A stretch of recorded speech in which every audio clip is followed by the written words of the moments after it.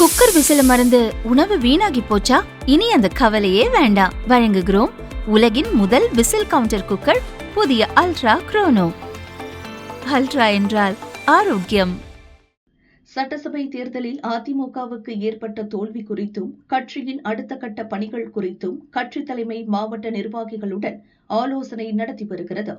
அதன்படி ராணிப்பேட்டை, திருப்பத்தூர் மாவட்ட அதிமுக நிர்வாகிகளுடன் சென்னை அதிமுக தலைமை அலுவலகத்தில் பழனிசாமி ஆலோசனை நடத்தினார்.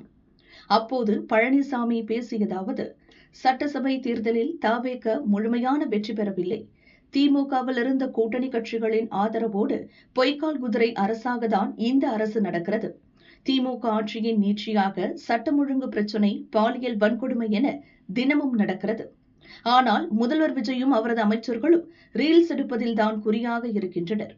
இப்போது தவேக அரசுக்கு முட்டுக் கொடுக்கும் கூட்டணி கட்சியினரே தவேக அரசை எந்நேரம் வேண்டுமென்றாலும் கவிழ்த்து விடுவர். உள்ளாட்சி தேர்தலுக்கு இப்போதில் இருந்தே தயாராக வேண்டும்.